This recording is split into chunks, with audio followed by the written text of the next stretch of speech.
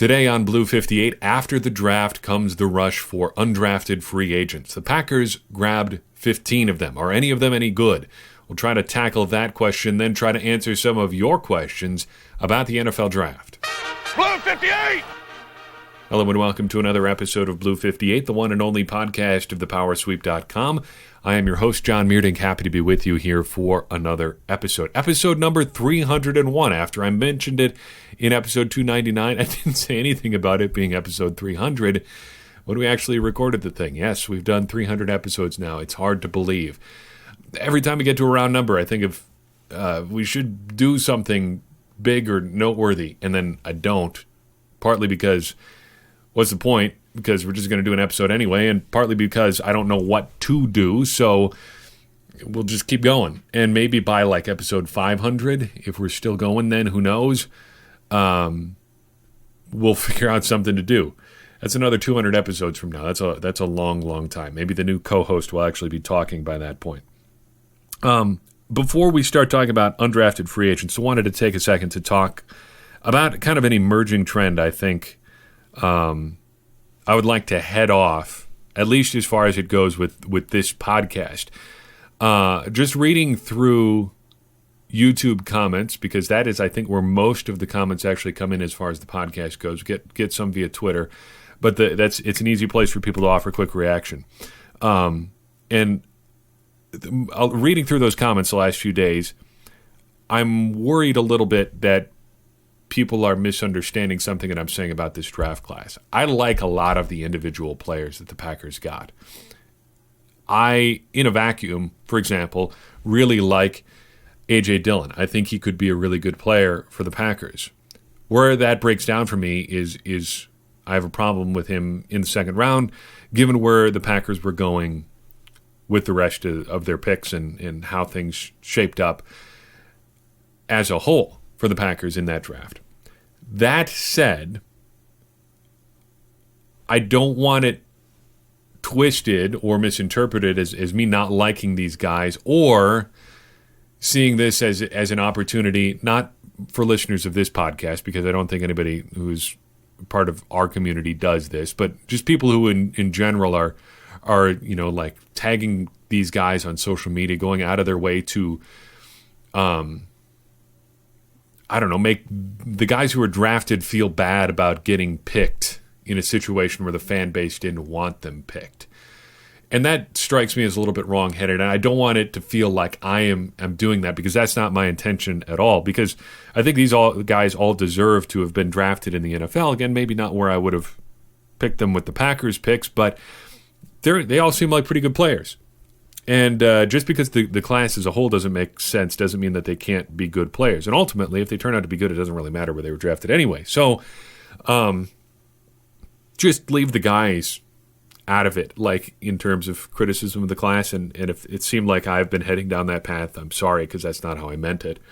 I like all these guys. And now that they're on the team, I feel like I'm at a point where I've given my takes about them as as part of the process. Let's move forward and talk about the team that we've got. Having said that, and then having said some more things about that, we are going to answer some final questions about the draft towards the tail end of this podcast, including quite a few about Jordan Love. That's just the nature of how this thing goes. But we'll get to a point where we stop talking about the draft and just kind of go forward with the team that we've got. Again, ultimately, it's not these guys' fault that they were put into these situations, and that's something I feel like a lot of people who have supported Aaron Rodgers all the way through 2005 to present said about him too. Like, look, it wasn't his fault that he got picked to be the successor to Brett Favre. And if that's what ends up happening with Jordan Love, if the Packers are thinking of him as the successor to Rodgers, also not his fault, however that happens to turn out. If he turns out to be a bum, that, sure, okay, he could have played better, but it wasn't his fault that he got put into this situation. The Packers did that to him. So if anything, maybe give him a little bit more grace in that respect. Just wanted to get that off my chest. I think the vast majority of people are kind of on the same page with that. Undrafted free agents. I struggle with what to do with the undrafted free agent reaction type stuff, because as we know, the Packers, perhaps more than most teams, historically have been pretty open to adding undrafted free agents to their final roster, or at least giving undrafted free agents not a fair shake, but an opportunity to show what they can do, not necessarily giving their draft picks like a scholarship for their first year, just because we got all these undrafted free agent guys coming in as camp bodies. Yeah, that's all they're ever going to be. Some guys are that. Your fourth quarterbacks on the depth chart usually don't have a super realistic path towards the 53-man roster, but there are a couple guys every year who end up sticking around, and you never know who that could be. So I kind of want to balance that a little bit. We'll do quick takes on whether or not we think these guys are any good, and then kind of just have a little fun with it too. Who do these guys remind us of? All right? Like what's the kind of gut level reaction that you hear this name, see the physical profile, whatever. What does that make you think of? What does that make me think of, I guess, since I'm the one talking into the microphone? So if that sounds good to you, that's what we will do on this episode. And if it doesn't sound good to you, let me know in the comments, and we'll try to do a more in-depth reaction on guys that you really would like to hear more about. For right now, there's just a lot of volume here because we got 15 guys plus 9 draft picks. That works out to be quite a few new bodies to do in-depth research on. And some of these guys are playing at real small schools in the middle of nowhere, including some that don't actually sound real. We'll talk about that here in a second. All right.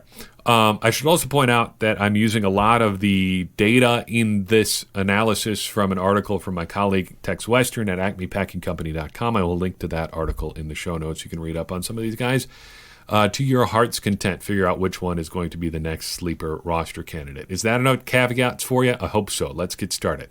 Undrafted free agent number 1, Tipa Galeai. Is that how you pronounce his name? I'm not sure. I'm not going to bother looking it up because there are a lot of these guys, and we'll figure out how to say his name soon enough if he's actually any good and or if we actually have any team activities in Green Bay. Mr. Galeai, an edge from Utah State, teammate of Jordan Love. 6'4", like that size or height, 235 pounds, a little bit light for an edge rusher. Is he a Kyler Fackrell type? Who knows? A little bit smallish for an edge rusher, so is he good? Hard to say, but you like some of his measurables there. What he reminds me of is like a fringe Star Wars character. There's one of these guys every year. Last year it was Kabion Ento. They sound like a filler character that's like in the Star Wars visual encyclopedia, and they'll like give you a breakdown of some small piece of equipment that turns out to be important in the overall plot for some kind of contrived reason. And maybe that's Mr. Galeai. That's the role he will play on the Packers this year. Moving right along, Stanford Samuels, perhaps the jewel of the Packers' undrafted free agent class. 6-foot cornerback, 187 pounds out of Florida State. Is he any good? Seems like he's pretty good. He ran really bad at the Combine, 4.65 in the 40, but he played really well at Florida State. Some scouts had him as high as the 3rd or 4th round. Just on a talent perspective, it seems like he could be pretty good. What does he remind me of? A combination of a pretty good corner and a pretty bad corner. Remember Asante Samuel? You remember Stanford route? Figure out which one was the good one and who was the bad one, and jam them together. That is Stanford Samuels. Back on the offensive side of the ball, Darrell Stewart out of Michigan State, 6'2", 212-pound wide receiver. Pretty productive at Michigan State. Is he any good? He was good enough to be probably the best wide receiver on a pretty okay team in the Big Ten. So if you think Big Ten football is really the bee's knees, maybe that means a lot to you. Maybe he's a pretty good player as a result there. If you just think he's another body in a league that doesn't produce a ton of explosive offenses, at least not ones that regularly run with like the SEC, well, maybe that knocks him down a peg or two. At any case, he's the only receiver the Packers added this weekend. What's he remind me of? A NASCAR driver. I can picture a NASCAR driver named Darrell Stewart. Seems like he'd be driving a car with like number 53 on it or something. Sponsored by Tide. You remember Mitch Hedberg? This is completely off topic, but every time I think about Tide, he talks about NASCAR drivers and what it'd be like to ride along with a NASCAR driver. Hey, you mind if I turn on the radio? Mind if I stick my feet out the window? Hey, man, you really like Tide. Anyway, that joke will mean something like 5 people.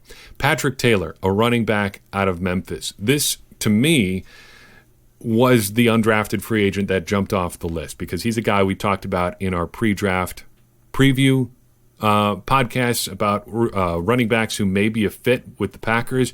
He was a fit primarily because of how well he moved his mass. He's a big running back, 6'1", 217 pounds, ran a 4.57 40-yard dash, which doesn't sound that great, but at 217 pounds, that puts him in pretty decent company. The rest of his testing numbers are just like okay to pretty good. So overall, not like an explosive athlete, but not a bad one either. I think he's probably pretty good. He scored a touchdown every 13 carries as a senior. That's pretty unusual production, even in like a part-time role. And you like his height-weight combo. Seems like a potential developmental running back prospect. You stick him on the practice squad. Somebody gets hurt midway through the season, you bring him up to the active roster, give him a little bit of burn there and see what happens. He reminds me of like a budget James Starks, kind of tallish, a little bit stiff, mostly straight line speed. You don't expect him to do a lot of dancing around, but you know, you can win with a guy like that in the sort of blocking scheme that the Packers use. So I'm fairly optimistic about his chances here. If at any rate, he is another running back in that room. And speaking of, this is a good opportunity to address one of the questions that we did get for the podcast. One comment on one of the YouTube videos that we did, or videos, the podcast videos that we did over the weekend, was just the two words and a question mark. Dexter Williams. Yes, remember Dexter Williams, the running back the Packers drafted a couple years back, who has all but become a non-person in Green Bay? Yeah, Dexter Williams. I think of the, Aaron Jones, A.J. Dillon, Jamal Williams, Tyler Ervin, Patrick Taylor. Dexter Williams might be tied with Taylor for fifth on the depth chart right now. I would not expect him to really make a serious run at the 53-man roster this year. It's an uphill battle for him, especially if they're looking at keeping a guy like DeGuara as a fullback type in there. It gets to be pretty crowded there in the backfield. Moving right along, Chris Barnes out of UCLA, one of the first guys who was not a combine invite, and therefore we don't have any testing numbers at all because the pro days all went when the coronavirus stuff started happening. So all we really know about him in terms of measurables is that he's 6'1" and 235 pounds. Smallish, undrafted linebacker. Probably not that great if you're asking, is he good or not? But then again, the Packers have had good luck in the last couple of years with smallish, undrafted or late drafted linebackers. Just look at Curtis Bolton last year, 6 feet tall, 228 pounds. He was ready to make the 53-man roster until a knee injury late in training camp all but ended his shot at the 53 and potentially his NFL career. I need to make a correction from an episode months and months ago now. He is technically still with the Packers. He stuck around with the team all of last year, though they did release him. He reverted back to the roster because they put him on IR before the end of training camp. So he spent the entire season on IR, and he is on their roster right now. So maybe a Curtis Bolton redemption tour this summer. Maybe Chris Barnes is the new Curtis Bolton. At any rate, what he reminds me of is an auto-generated name on NCAA football. Chris Barnes just sounds like some guy who's going to be a 3-star recruit from some state in the middle of the country that you add to your board because he ran a good 40 time. And you just think, we'll see what this guy can do. But a name like Chris Barnes just sounds very generic. But we can't all have ethnic names like Dutch names. So I guess I'm stuck with that one. Maybe he has the more normal name, and I sound like the one who is made up. Think about that. Henry Black, a safety out of Baylor, 6 feet tall, 206 pounds. Is he good? Maybe. I think there is a prototype on the Packers roster, or at least someone who was on the Packers roster recently, that could give us a path forward here for Henry Black. It's interesting enough looking at his bio that you can kind of see what the Packers are thinking about here. Let's talk about that in terms of what he reminds me of, because he reminds me of a guy like Ibrahim Campbell, not Campbell specifically, but a guy who has the same sort of skills. So, Mike Pettin, you want your safeties to play linebacker. How about a safety who used to be a linebacker. Here's from my friend Tex Western. Quote, Black gradually developed into a starting safety for Baylor after being recruited as an outside linebacker and spending time there through his first 3 seasons. However, he moved to safety full-time in 2019 with Baylor's shift from a 4-3 to a 3-3-5 scheme, bringing a linebacker's mentality to the secondary, end quote. So he is not a safety that became a linebacker. He is a linebacker who became a safety and now will have the opportunity to play safety and perhaps linebacker again in the NFL. That is an intriguing enough bio that I think we should keep him at least on our radar in the short term. Up front, Travis Buffy, an offensive lineman, joins the Packers out of Texas Tech. This is a large individual, 6'6", 305 pounds. Is he good? Who cares? He's real big. Alex Light was okay and very big, and he got onto the 53-man roster. Maybe this guy can do it too. What's he remind me of? Bruffy the Vampire Slayer. That's all I have to say. Let's move on. Frankie Griffin is our next prospect. He too is a hybrid safety inside linebacker type out of the totally real school of Texas State. 6 feet tall, 205 pounds. Is he good? Maybe, but he was injured a bunch. He spent 6 years at Texas State, had to get 2 medical hardship waivers, and Texas State is definitely a real school. I looked it up and everything. There are 38,000 students that go to Texas State. I have never heard of it before this weekend. What's he remind me of? Well, Frankie Griffin reminds me of that friend we all had from high school who went to community college for like 6 years to get a degree in like general studies or something. When you're at a place called Texas State for 6 years, that's just the sort of comparison that you get. Moving along, sticking on the defensive side of the ball, we talk about Willington Prevalin, a defensive tackle out of Rutgers, 6'5", 295 pounds. Defensive tackle, yes, but probably, judging by that height and weight combo, probably projects as a defensive end for the Packers.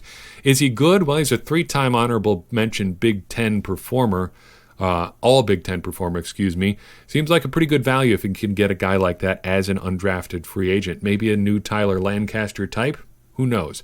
What he reminds me of? Well, with a name like Willington Prevalon, he sounds like the obscenely rich antagonist in a Disney movie with an animal protagonist. Think like Air Bud or something like that, where they're trying to save the local rec center or something. You just know this guy's going to like fall face first into a puddle or a pile of mud or something at the end. And boy, he is going to look silly. He's still going to be crazy rich though, and he probably can make life miserable for the protagonist once the film ends. But hey, don't think about that. It's on the Disney Channel. Couple more here, and then we'll move on to your questions. Delonte Scott, an edge, joins the Packers from Southern Methodist University. 6'5", 250 pounds. Is he good? It seems like it, even if SMU isn't necessarily that much of a power in terms of really prospects of any type at this point. His production ratio his last 2 seasons at SMU is 1.7, getting into opposing backfields a lot. And this, I think, between him and Galliai, we need to take a second and pause here because the Packers are kind of in an interesting, unusual situation of having Zadarius Smith, Preston Smith, Rashawn Gary, and nobody else on the edge. Not even a Kyler Fackrell anymore. Not even a Reggie Gilbert. There is nobody else on the roster with noteworthy pass rushing experience from that position in Green Bay right now. Which is why I think a couple undrafted free agents from last year are worth taking a second to remember here for a second. Cast your mind back to last spring when we talked about Greg Roberts, also out of Baylor, as a couple of these guys have been, and Randy Ramsey. Ramsey goes 6'3", 238 pounds, a little bit more of an undersized edge type, maybe a tweener off-the-ball linebacker type too. Greg Roberts, the exact opposite. Real big guy, 6'5", 258 pounds, wingspan for days. I think there's a real chance that either the 2 undrafted free agents they picked this year or Roberts or Ramsey is going to make a real run at the roster just because of where the bodies are falling for the Packers this year. There is not a lot of edge depth on this team right now. Continuing on, Will Sunderland Jr., I should point out, a defensive back out of Troy, has an interesting backstory. Is he any good? Who cares? Check out his story and his journey in college. Quoting again from our good friend Tex Western, quote, once a 4-star safety recruit who was expected to compete for a starting job in Norman, Sunderland, was suspended during the summer of 2017 for an alleged burglary in the OU dorms involving video game systems. He eventually reached a plea bargain to felony charges after sitting out that season and transferring to Troy, where he played both safety and cornerback over the last 2 years. End quote. This guy has had some interesting life experiences. What does he remind me of? He reminds me of the mysterious transfer student the team rallies around in a sports movie after finding out his troubled backstory. You know the one, the guy who's kind of quiet. Everybody's wondering what his deal is. Well, it turns out he's got a past. But everybody puts that aside and just finds out that he's actually just really good at the sport and question the sport. So it turns out it doesn't really matter. Anyway, moving along. Marc-Antoine Decoy, a safety out of the University of Montreal, the Packers going north of the border, got some measurables on a pro day from him via Gil Brandt. So Decoy is 6'2" 3/4, 198 pounds, ran a 4.36 in the 40, a bunch of great explosion and agility numbers. And he did all of this, according to Brandt, with a bad cold and a fractured arm. Is he good? Honestly, and not being flippant about this, who knows and who cares? Because with that athletic profile, you keep him around just on the outside chance that he knows that you throw the pointy end of the football downfield. A guy who's almost 6'3", can run a 4.36 40, switch him to wide receiver for all I care. If he can do those things just running around, help him figure out how to play football and just let the chips fall where they may. Also, he was a video game studies major in college. If that's not cool, I don't know what is. Zach Johnson is an offensive line prospect out of North Dakota State. He is 6'6", 315 pounds, and like his offensive line counterpart earlier on this list, who cares if he's good or not? He's real big. Alex Light was okay and real big, and he got onto the 53-man roster. You know the rest of the story from there. What he reminds me of is musician Jack Johnson, but very different. Just for the rhyme alone, his nickname going forward is going to be Banana Pancakes, which works for an offensive lineman, I think, in a big way.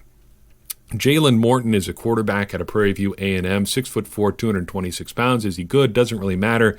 He's probably just a camp arm flyer. He reminds me a little bit of Tim Boyle. And rounding out our list is tight end / fullback Jordan Jones, also out of Prairie View A&M. 6'1", 250 pounds. Is he any good? Well, it's going to depend on what position he plays. Here is his backstory, again, quoting for the last time from Tex Western. Jones took an odd route to Prairie View, starting his career at another FCS school, Grambling State, as a tight end. After moving to fullback for his redshirt junior year, injuries cut that campaign short, and he transferred to Prairie View, where he shifted back to tight end and H-back, his likely role in camp with the Packers. There, he set career highs in receptions and yards as a senior, end quote. So what does he remind me of? Well, he's either the poor man's Josiah DeGuara, who is either the rich man's Danny Vitale, or the poor man's Kyle Juszczyk, or he's, I don't know, just a camp body that doesn't really have a position. And it seems like the Packers could have a few of those this year, and they have guys like that each and every year. Those are the Packers' undrafted free agents. Who do you like? Who do you not like? Let me know. I will be interested to take your questions on undrafted free agents. In the meantime, I'll take a few of your questions here. We've got a few to get through. This is going to be a little bit of a longer episode, and that's okay. So, diving right in, Mikkel has 5 questions about Jordan Love. Sent all of these in an email. I will breeze through my responses to them here. Not breeze through. I will give you the actual thoughtful responses these questions deserve. Mikkel, again, 5 questions. First, this sort of situation worked out with Aaron Rodgers some 10 years ago, right? Yeah, it did. It worked out really well when the Packers drafted a quarterback at the end of the first round that they didn't need 15 years ago. But I think there are some significant differences between Jordan Love and Aaron Rodgers.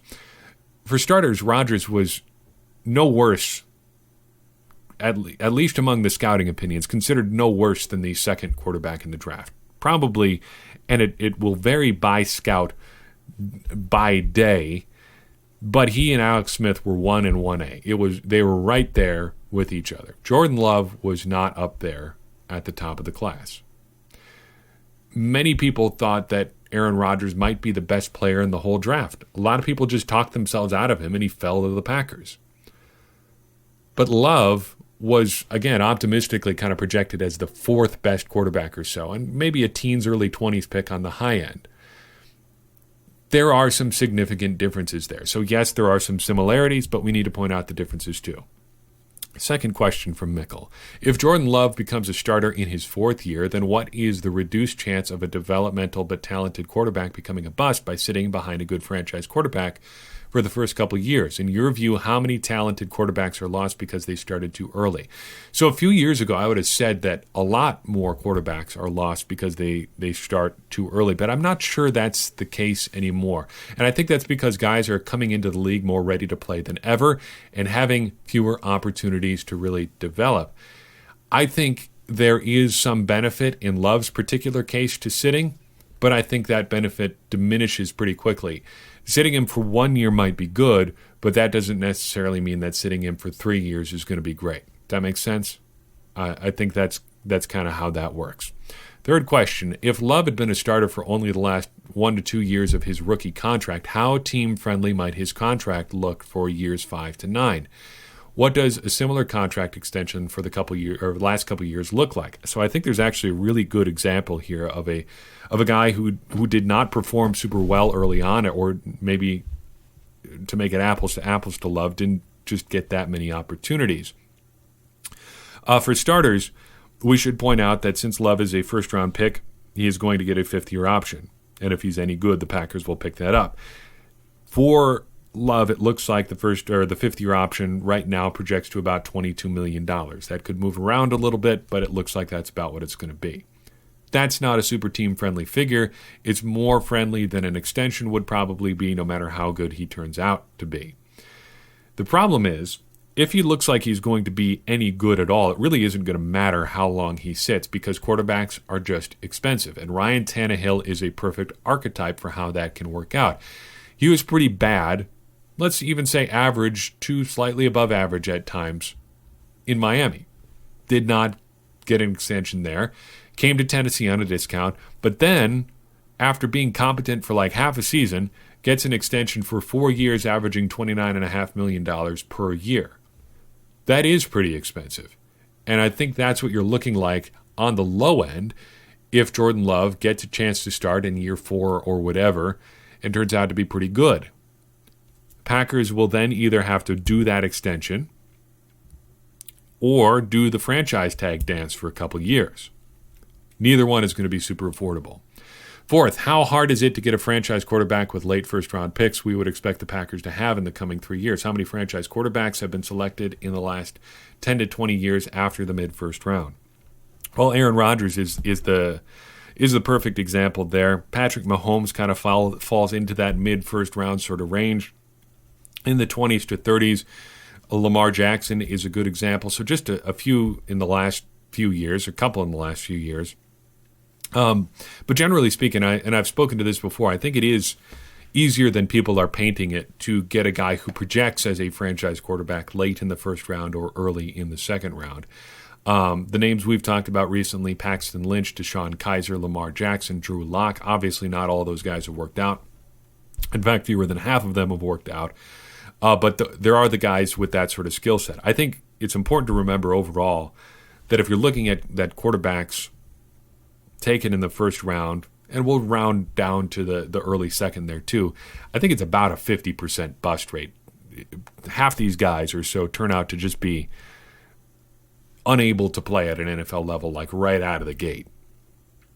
The rest of them may be somewhere between competent NFL player and superstar. 50-50 falls into either can't play at all or somewhere between just okay to superstar. Your mileage may vary. The point is, it's not as rare as people have led us to believe to get a guy with significant talent at the end of the first round. And your opinion on Love may vary. My point in this is that it's just not super rare to have an opportunity to take a guy with the upside of a Jordan Love, unless you think Love's upside is just incredible, and some people do. The Packers obviously do, and that is their right. Fifth question, better insurance against Aaron Rodgers' injury, of course, but how might Aaron Rodgers' contract extension negotiations look like next time should the Packers not have a credible heir? Will Aaron Rodgers play any different now that he knows he will have competition? Should he want to go after a next contract extension? So in the short term, I don't think Rodgers plays any differently. Long term in Green Bay, I'm not convinced that there is going to be contract negotiations between the Packers and Rodgers next time. Brian Gutekunst has said that he doesn't want to put on Jordan Love that he is expected to be the heir apparent. That is a nice thing to say. I think it is 0% true. By making him the 26th pick in the first round, by trading up to get that 26th pick, that's where you set the expectations. Sorry, Brian, that's how it works. You can say you're not thinking of him as the quarterback of the future, but you already spent 2 draft picks to get him. You picked him when you didn't have to. What else are we supposed to think? So I think that makes him the Packers quarterback of the future. And obviously there's a lot of things that could change. He could just not be very good, and they want to find a different quarterback of the future. That could happen.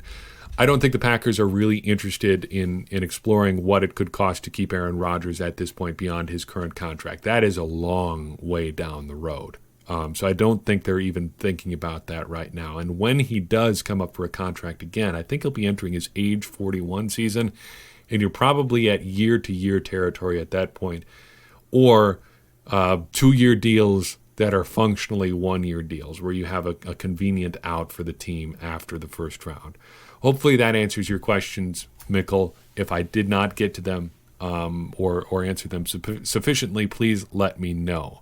David asks, what bad habits does Love have? You mentioned them as a negative, but I was curious about specific. Also, I don't know how much of a drawback that is considering the time frame.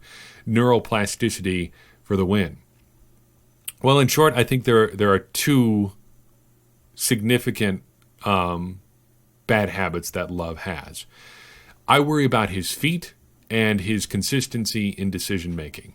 For his feet can go a number of different ways. His throwing platform, the way he tends to overstride into throws a little bit, all of those things can throw off accuracy. He also has the Aaron Rodgers tendency to seem to want to break the pocket a little bit earlier than he should, using his feet and the athleticism that he has to try to extend plays when maybe he shouldn't necessarily do so. Second thing, just decision-making. It seems like he has never encountered a cornerback he wouldn't be happy to throw the ball to. And some of that is forcing things in certain situations, but other times you throw the film on and he just stares down defensive backs when he doesn't have to. I've tried to qualify this in the past by saying that this isn't anything that's unfixable. These are very correctable problems. My deal is that it's not a great starting point. You'd rather not to have to correct things like throwing mechanics. The lower body throwing mechanics right off the bat. But Aaron Rodgers came in with work to do, and that seems to have worked out. So there is a path forward there. The problems or bad habits that he has are not the big objection for me with that pick. I'd be more worried about the productivity and not dominating the competition. But again, I've said all that before. Not going to harp on that part of the pick anymore. It's not about Jordan Love. If there are objections, it's about the front office. Luke asks, what's your take on Gutekunst not making any trades after day one?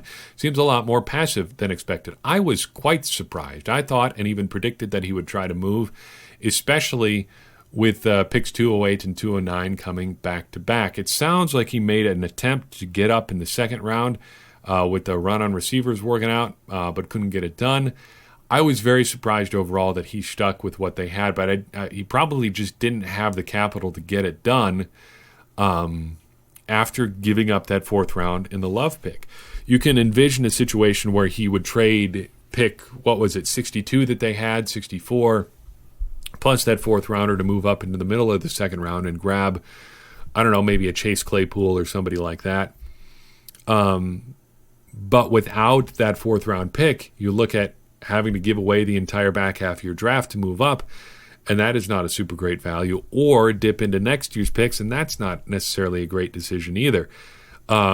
So if you'd told me at the start of the draft, before anything happened with Jordan Love, that Gutekunst wasn't going to trade at all outside the first round, I would have been very surprised. But after seeing what they did with Love, you can see why it kind of makes sense. Alex from New Mexico asks via YouTube, maybe I'm a little late to this conversation, but I still have a couple points I'd like to make. Maybe you'll agree or you won't, but hopefully I'll give you food for your thought. So the Packers picked a new quarterback. Is it really that bad?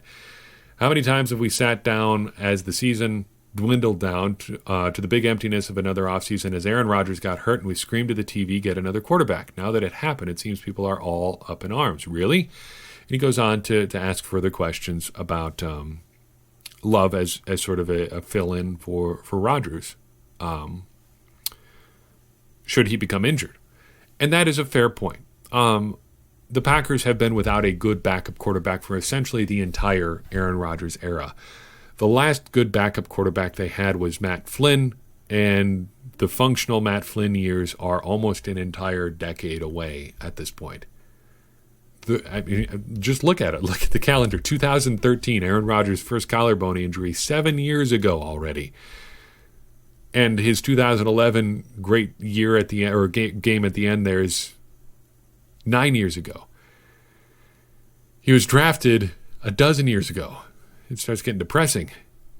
The point is, it's been a while since the Packers have had a decent backup quarterback. And it's come back to bite them. However, and I am willing to be wrong about this, but kind of my take on backup quarterbacks is if you're in a situation where your backup quarterback has to come in and win more than a couple games for you, I'm okay with, I don't want to say punting on the season, but what are your real long-term chances anyway? Say Aaron Rodgers goes down for 8 games, as has happened a couple times.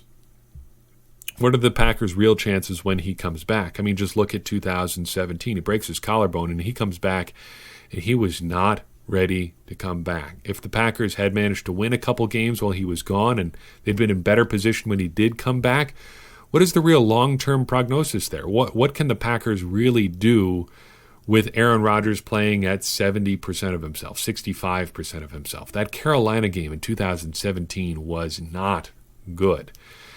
So from that perspective, I'm not super high on the idea of just getting a good backup quarterback because he'll save your season if you have to. I'm more inclined to take the Tom Moore approach, which I have cited several times on this podcast. John Gruden, visiting for Monday Night Football, asked Tom Moore, then the offensive coordinator of the Indianapolis Colts, why they're not giving any reps to Peyton Manning's backup quarterbacks. And Moore says, because if 18 goes down, we're screwed, and we don't practice screwed. He did not use the word screwed there. Figure it out yourself. That's kind of where I've been with the Aaron Rodgers backup situation. So if your sales job for the Jordan Love pick is that you can avoid being screwed, if Aaron Rodgers goes down, okay, I guess, but that's not a great reason, I think, to draft a quarterback in the first round. I think there would have been guys later on in the draft. Tyler Huntley is somebody we've mentioned that could have filled that role. Would have been competent enough to keep the Packers in a couple games, but if you're having to save your season, it's not really going to matter anyway. That's just my philosophy on backup quarterbacks in general. But on the other hand, having Jordan Love does answer that question for you for a few years now. So at least you won't have to worry about it for a while if he actually turns out to be good. But that, again, is the question for every potential NFL player. Finally, to cap off this overly long podcast, or perhaps bonus content if you've been used to shorter episodes here, a couple of different people have asked about my assessment for Brian Gutekunst so far in his tenure. So he is in year 3 now. He's handled 3 drafts. What do we think of Brian Gutekunst? After thinking about his free agency activities, what he's done in the draft, how the Packers look now versus where they were when he took over, I give him about a B-, I think. And sometimes I feel like that's a little bit generous.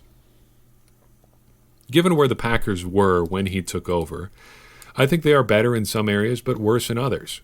They're better on defense, I think, top to bottom than they were when he took over. They've got a more well-rounded secondary. They've got better edge rushers. The defensive line has not really improved all that much, but it hasn't gotten worse. And just some of the personnel decisions he's made at edge rusher have helped the Packers offset the lack of talent injections on the defensive line. Inside linebacker is about where it was. But he has taken aggressive steps to try to fix the defense as a whole. Couple first-round picks, 3 first-round picks on defense, I guess. Aggressive free agent signings. And all that sort of stuff. So, from that perspective, I think there's a lot to like about Gutekunst, but I think there are some fair questions about what he's done too. What's the deal with his valuation on some of these guys? The 2 picks that we've talked about consistently in this draft class as being questionable valuations are A.J. Dillon and Josiah DeGuara. Not saying they're bad players, but those were unusual times to pick them.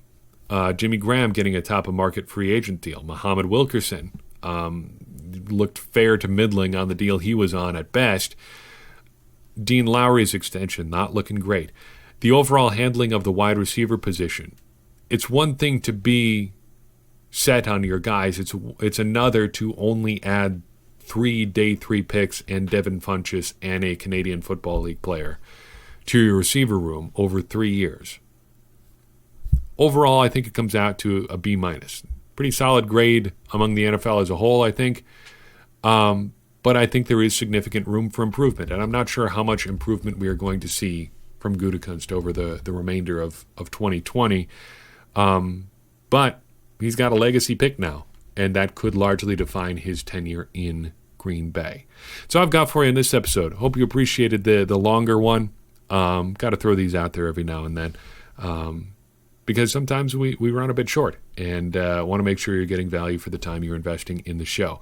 If you like this show and want to help us continue to produce more, one of the best things you can do is just tell other people about it.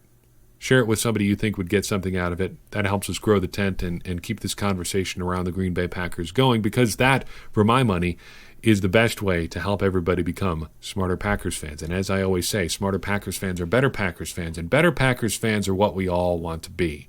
I'm your host, John Meerdink. We will see you next time on Blue 58.